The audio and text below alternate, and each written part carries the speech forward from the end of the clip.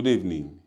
Nigeria's aviation sector is witnessing major developments spanning safety corporations, infrastructure expansion, investment reforms, and international route growth. Here is AT&T 360 DateLine.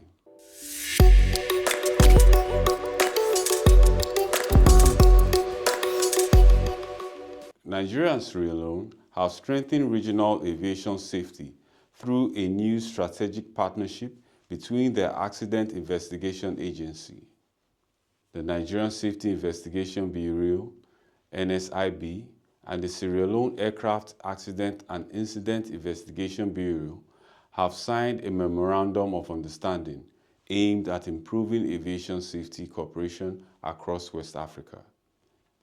The agreement signed in Abuja provides a framework for joint investigations, data sharing, technical collaboration, and specialized training. Director General of NSIB, Captain Alex Bade Jr., says collaboration amongst investigators improves prevention systems and enhances safety outcomes. Both organizations reaffirmed commitment to global aviation standards under the International Civil Aviation Organization. The partnership is also expected to strengthen cooperation amongst Banjul Accord Group member states.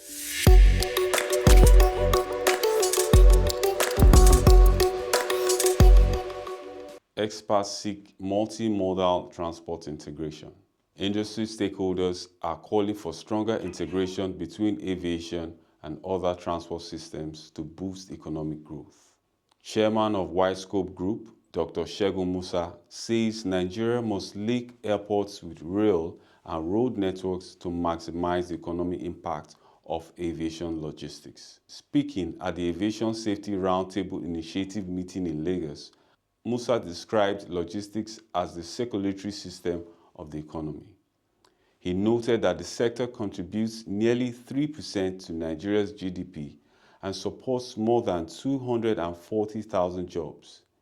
He also identified infrastructure gaps, policy inconsistency, and high industry charges as key challenges affecting competitiveness. He says coordinated government policies will help position Nigeria as a regional logistics hub under the African Continental Free Trade Area.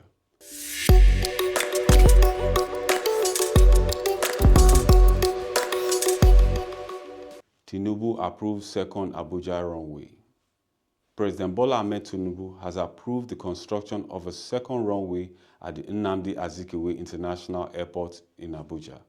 Minister of Aviation and Aerospace Development, Festus Keyamo, announced the approval during the Nigerian Aircraft Acquisition and Investment Summit in Lagos.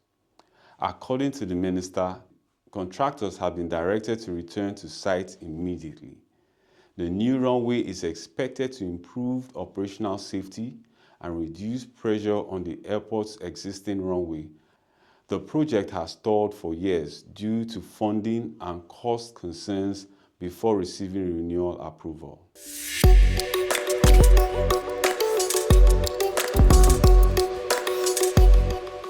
NCAA declares Nigeria ready for aircraft financing.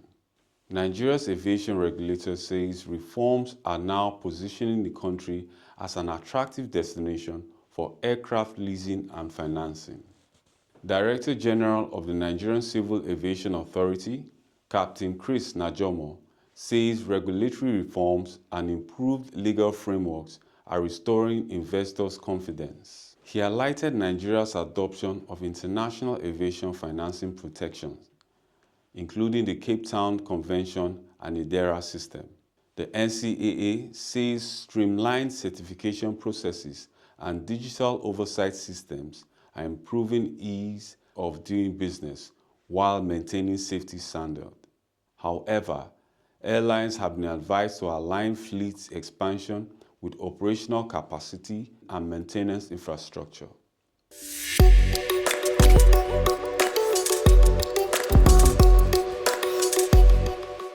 Keyamo courts global aviation investors. The federal government is intensifying efforts to attract global investment into Nigeria's aviation industry.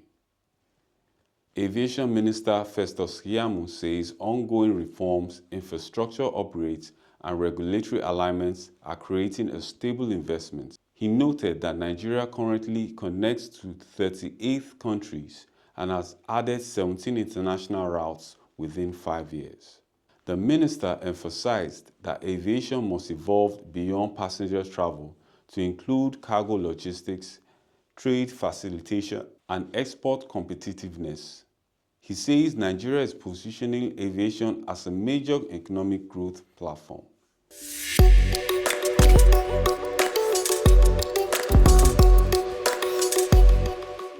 Air Peace resumes Lagos Caribbean flights. Air Peace is expanding international connectivity with the resumption of direct flights between Lagos and the Caribbean. The airline announced that monthly direct services to Antigua and Barbados will begin May 24th. Air Peace says the route will become the only direct air link between West and Central Africa and the Caribbean, targeting tourism, business travel, and diaspora engagement. The airline says the service will enhance cultural and economic ties between both regions.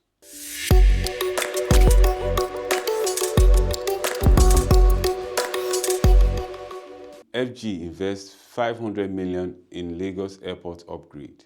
The federal government has invested about $500 million to modernize the Muritala Mohammed International Airport in Lagos. Aviation Minister Festus Keyamo says the project will transform the airport into a world-class aviation hub within 22 months. The overhaul includes upgraded passengers facilities, modern processes technology, and expanded infrastructure capacity. The reconstruction gained urgency following a fire incident earlier this year that damaged critical equipment at the old terminal. Future expansion plans has also included the proposed Lekki International Airport project.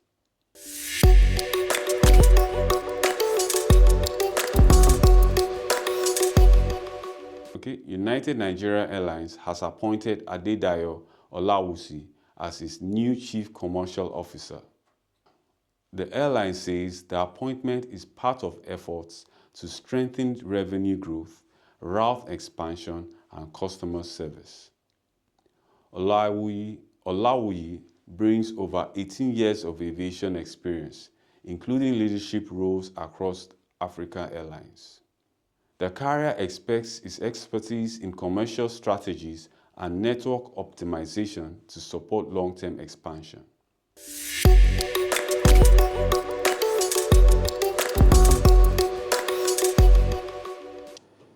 Nigeria and Brazil are strengthening ties that go far beyond diplomacy, rooted instead in shared history, culture, and ancestry dating back centuries.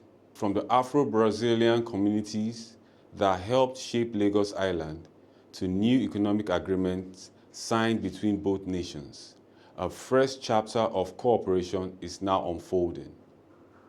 The upcoming Afro-Brazilian Economic and Culture Exchange Summit aims to transform that historic connection into modern-day partnership across trade, culture, and innovation.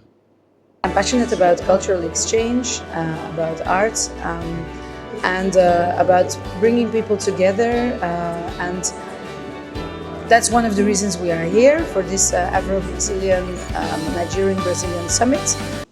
Nigeria and Brazil share more than embassies and bilateral meetings.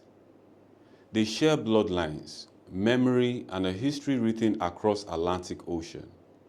The Afro-Brazilian returnee communities, descendants of formerly enslaved Africans who returned from Brazil in the 19th century, left an enduring imprint on Lagos Island architecture, spirituality, and civil identity. Today, that legacy is becoming the foundation for renewed international cooperations. This summit brings government, business, and culture together to move Nigerian-Brazil relations from history into practical cooperation. You know, we can export more products from Nigeria to Brazil, including fashion.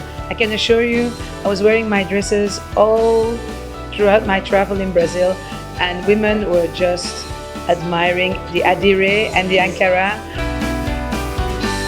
The Fanti Carnival promises to be another exciting show of culture, show of heritage, show of history, show of music, show of relationships, you know, anything that you think of. The summit will convey a cross-sector audience, including representatives from Nigeria's Ministries of Trade and Investment, Foreign Affairs, Culture and the Creative Economy, and Agriculture. Also participating are officials from the Lagos State Government, the Brazilian Embassy, trade and investment agencies, agricultural leaders, filmmakers, cultural tourism operators, and heritage preservation experts.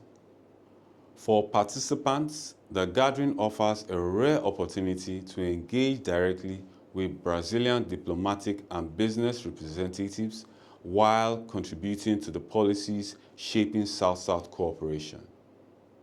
More than a conference, it represents a continuation of a story Lagos has carried for over 150 years. The Fanti Carnival, it's more than just dancing. For us and for Brazilians, it's a lot about history, and it's something we've been doing for a very long time.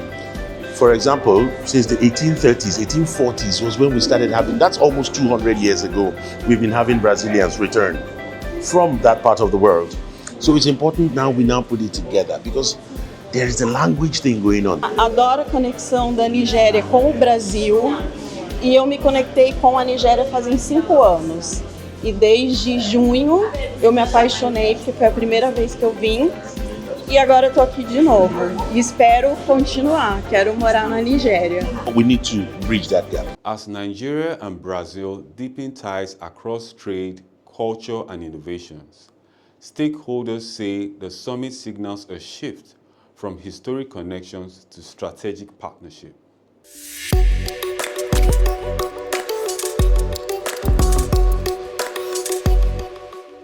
And that concludes our AT&T 360 Dateline. More business and transport updates continues next week. I'm Ricky Fonofe. Stay with us.